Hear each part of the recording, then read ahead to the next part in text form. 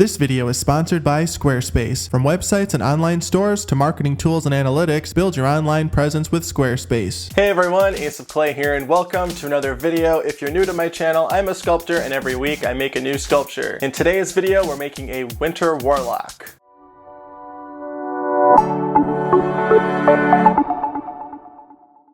I love wizards, I love warlocks, I love witches, I love Halloween, I love creepy stuff, and what better topic or subject for the first week of December than a winter warlock. I love sculpting wizards. I could seriously sculpt a wizard every day for the rest of my life and never get sick of it. Okay, maybe I'd get sick of it, but you get my point. Anyway, before we get started, if you're wondering why my shirt says super easy, it's because the rest of it says and super effective. These super easy and super effective shirts are now available. If you have no idea what I'm talking about, it's just a simple phrase that I say in a lot of my videos where I am explaining how to do something that is simple but has a pretty good payoff. It's super easy and super effective. A lot of you caught on to this and suggested that I make it into merch, so I did, and I hope you like it. The link to purchase is in the description box below. It is available in multiple colors and sizes. And if you wear it in public, people can take it however they want. So if you like inside jokes, if you like my channel, if you like confusing people with shirts that say things that they don't understand, check out the link below. Okay, I think that's everything I wanted to say at the beginning of this video, so let's start our winter warlock. Alright, first step, armature. I'm just going to shape out the warlock's torso and shoulders from this 12 gauge aluminum wire.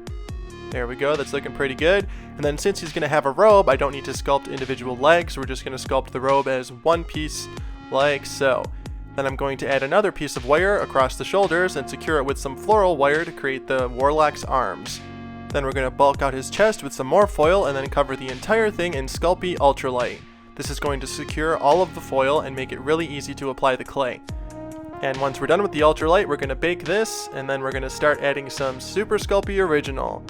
And as always, all of the materials and tools that I use in this video are listed in the description box below, along with my affiliate links if you want to purchase anything.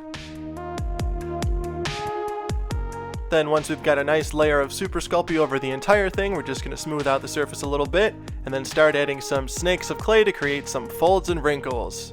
Where have I seen this before? I want to create a nice robe-like texture that's sort of flowing and kind of twisted off to the side, so that's just how I am applying the snakes of clay that I am blending in with the surface.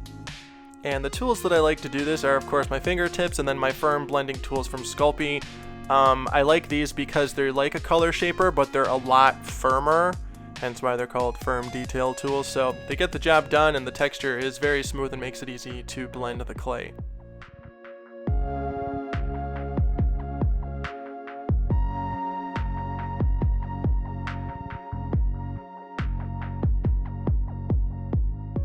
Then once the bottom half is looking pretty good, it's time to do it to the top. Some more drapey fabric, my specialty.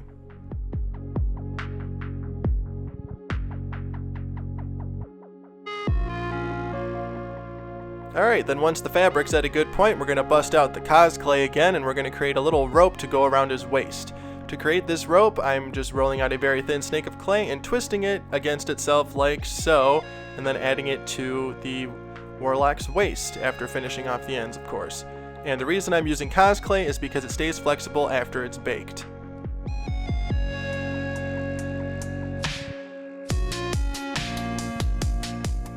Now that we're at a good point on the body, we're just going to brush the entire surface with clay softener to remove fingerprints and get them ready for another bake.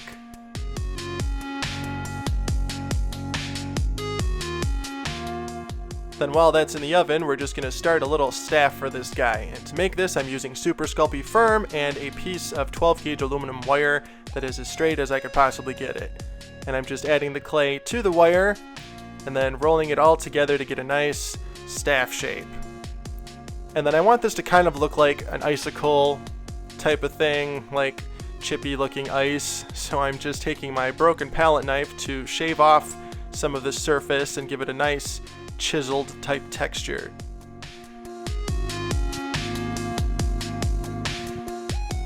There we go, that's looking pretty good. Let's bake it. Now for some quick satisfying cleanup action. Very nice. Alright, while the staff is in the oven and after this guy's completely baked, we are going to go ahead and add some clay for the arms.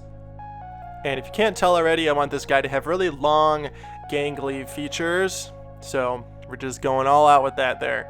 Alright, now to create some sleeves, I just rolled out this sheet of clay through my pasta maker on the 4 setting, and I'm adding a triangular shaped piece of aluminum foil in between and then folding the clay over like that. This is going to be the sleeve, and we're going to add it to the arm shortly. Now I'm just cutting it out, pressing the edges together, kind of like making a ravioli. That's how it's kind of going to work. And then I'm going to go ahead and add some snakes of clay to create some folds and wrinkles on this too.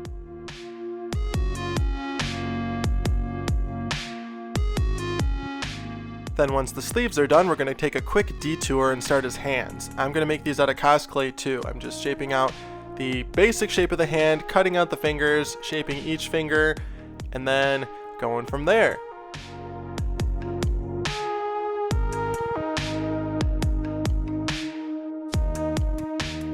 Then for some more detail, we're going to enhance the joints and knuckles on the hand by adding a little ball of clay and then blending that in. And we're going to repeat this process on every finger.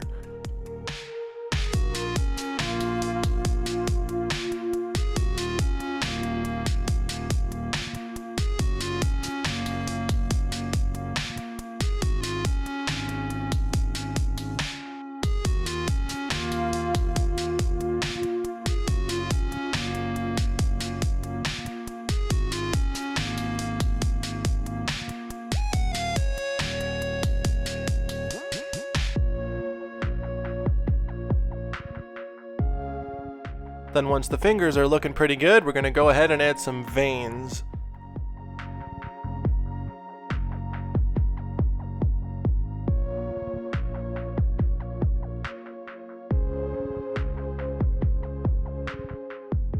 And then for the last step, to finish off the hands, we're going to add some long pointy fingernails.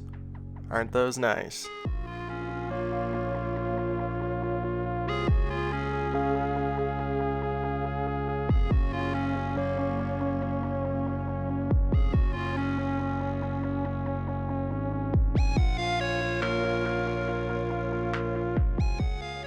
And whoops, I lied. The last step is to create little wrinkles on the joints and knuckles with my Explorer tool.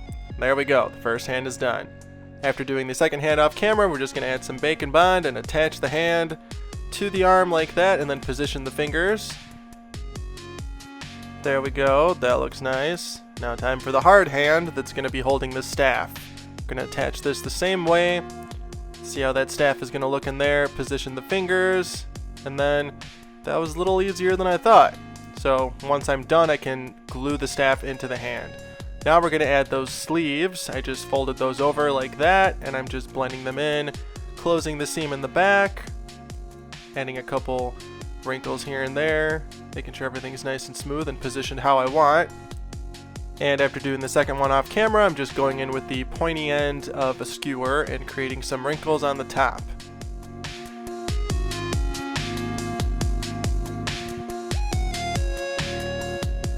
Once everything's looking good, we're going to brush the surface of all the uncured areas with clay softener to remove fingerprints and then get them ready for another bake.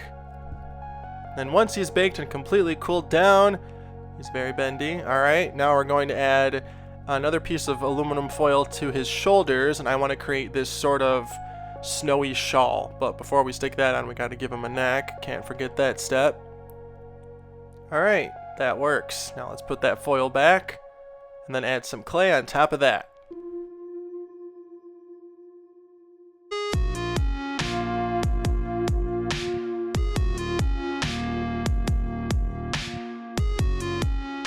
And once our little lump of snow is completely covered in clay, I'm going to go in with this cheap facial scrub brush to create the texture of snow. Then to make it a little more interesting, I'm going ahead and adding these pointy pieces of Cosclay sort of dangling from the bottom, making them look a little more villainous and sinister, if you will. Then I'm going in with the toothbrush, making sure everything's nice and blended. And then this is the first time I've used Sculpey and Cosclay together like this, where I've blended the two together, and I have to say it was a pretty pleasant experience. Didn't have any issues with that. Now I just added some Cosclay to a toothpick, and I'm going to poke these into his shoulder to create these upward pointing icicle type things. Again, enhancing his sinister quality. Wow, check it out. Alright, now we're going to move over here and start his head. We're going to make this out of super Sculpey firm, adding that over the core that I made from aluminum foil, adding a skewer for the neck, and now I'm using a large ball stylus to press out the eye sockets and a medium one to deepen them. Then I'm going to add a little ball of clay for his eyeball, and I'm going to shape it out with this tool here, sort of rocking it back and forth to create the eye shape and the eyelids at the same time. Then I'm going to go in with my spoon tool to blend everything together and refine things.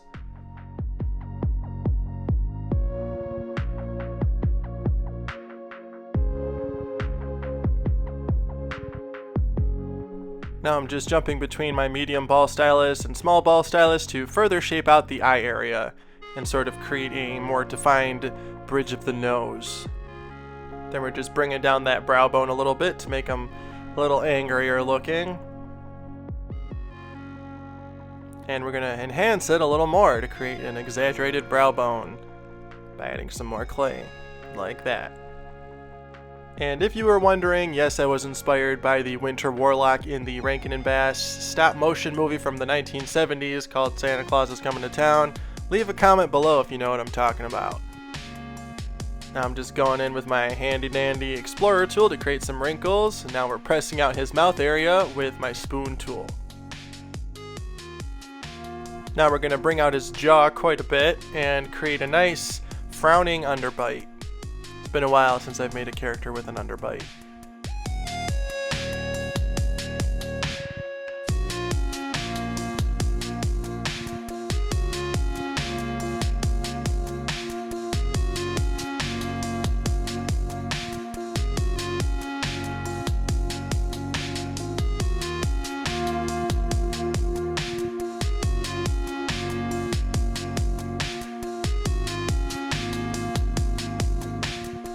After staring at this for a little bit, I realized that his mouth was a little too narrow for my liking, so we're just widening it with my spoon tool.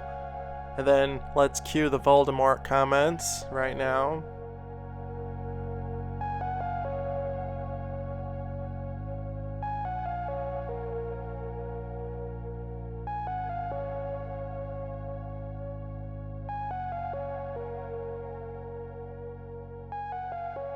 And once the mouth looks how I want, we're going to go ahead and add some nice pointy teeth.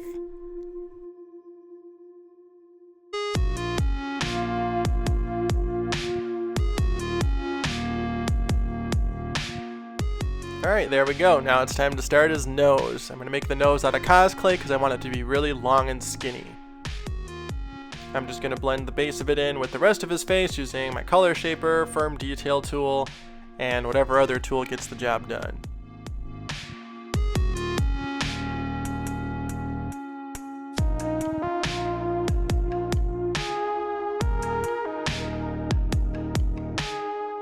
And once the nose has been successfully attached, we're just going to go in with our medium ball stylus to refine the shape. Nose, check. Time for the ears. Going to give them long, pointy, warlock ears.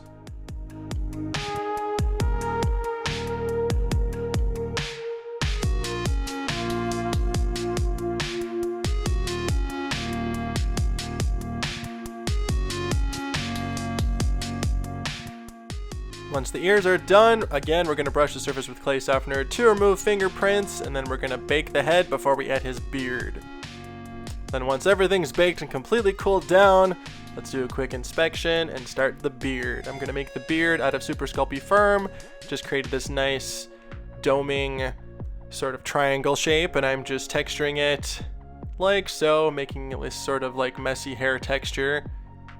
That's looking pretty good.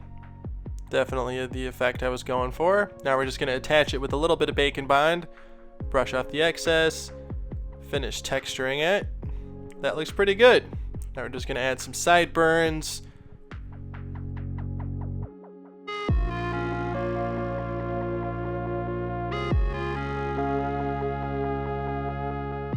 And then to take his beard to the next level, I'm going to add these nice little wispy pieces of Cosclay.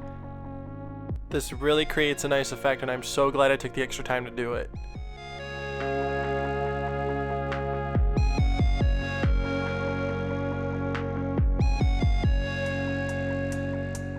And his beard is done. Then we're going to finish off his head with some hair on the sides and the back. And then we're going to give him a nice long sort of sleeping cap type wizard hat. I thought this would look nice. I wanted to give him a crown, but he's not a king, so I went with the hat. When I do like the king of the mountain one day, I'll give it a crown. And I made the hat out of Cosclay just because it's so long and pointy and flimsy. Then I'm texturing it with the textured portion of a sculpting tool, and then we're just gonna refine things with my pen tool and get everything shaped out and ready to go.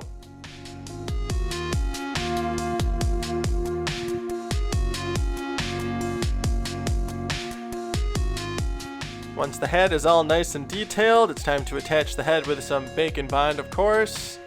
And he's ready for his final bake. Alright, once he's baked and completely cooled down, let's paint him. I'm going to start the robes with this nice light blue color that I made by mixing coastal blue, titanium white, a little bit of black, and some dove gray. And all of the paints that I use in this video are Folk Art brand matte acrylics.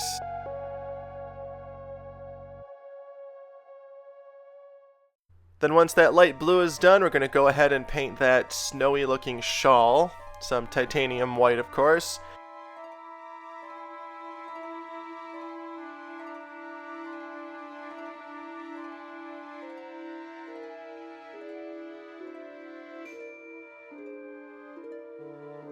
Alright, now I'm going in with some darker blue into all of the nooks and crannies on the blue areas just to give it more dimension, and then I'm dry brushing some very light blue on the surface to bring out the raised areas.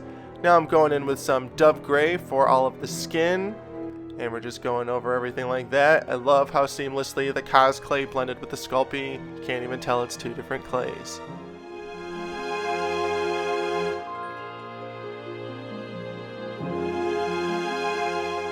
Now for the beard, I wanted the beard color to be a tinge grayer than the snowy shawl thing, so I mixed a little bit of coastal blue and black into titanium white to get this shade, and then I just wanted it to stand out from that background. Now we're going in with some very light blue on his face to just sort of bring out the raised areas, and then I'm going to take a very fine paintbrush and some red violet to darken the wrinkles and even add some veins around his eye area.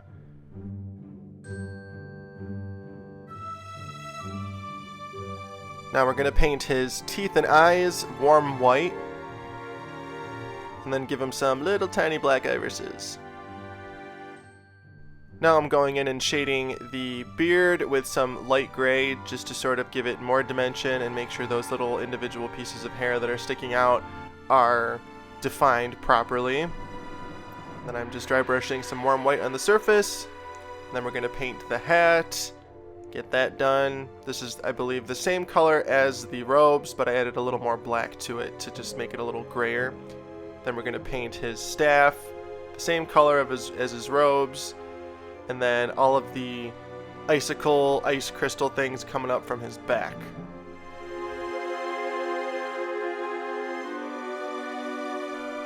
Then to finish off his clothes, I'm just going in with some metallic ice blue to give it a nice icy sheen.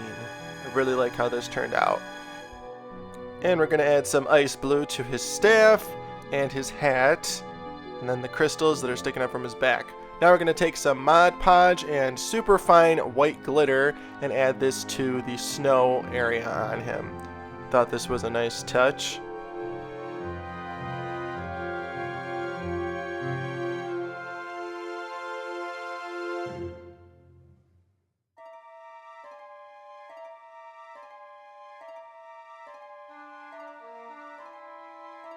Then for the last step, I added some glitter to the top of his staff. Not sure how I feel about that, but anyway, I glue it to his hand using some E6000 industrial adhesive, and he's done! The Winter Warlock is complete. Let me know what you think of him in the comments, and then if you use any of the tips and techniques that I use in this video on your own projects, share them to Facebook, Instagram, and Twitter, and tag me at AceOfClay or hashtag AceOfClay so I can check them out.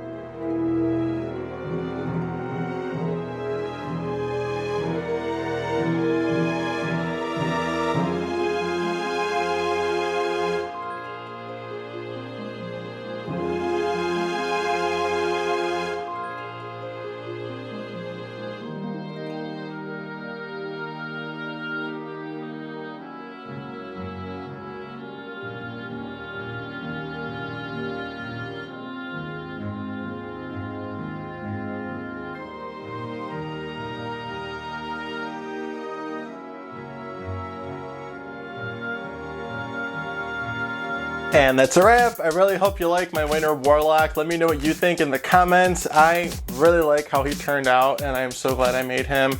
Thought he was the perfect fit for the first week of December. Don't forget, these super easy and super effective shirts are now available. Check them out in the description box below. And then before we close out, let's talk a little bit about our sponsor, Squarespace. Whether you're just getting started or you're an established brand, the Squarespace commerce platform supports the way you do business. Whether you want to sell products directly or even bill for your services, they've got you covered. For me personally, I love Squarespace for their portfolios. I'm always expanding my website with more photos of my work, and I love how customizable the galleries are. And I also want to mention their amazing customer support team that is available 24 hours a day, 7 days a week. They're an actual team in an office that will typically respond to your questions within an hour. So with all that said, head on over to squarespace.com to start your free trial, and then when you're ready to launch your new site, go to squarespace.com/aceofclay to get 10% off your first purchase. And as always, thank you so much for watching and being here. Be sure to like, comment, and subscribe, and then follow me on Instagram, Facebook, and Twitter at @aceofclay. Join my Facebook group, Aces of Clay, and I will see you in the next video. Thanks for watching.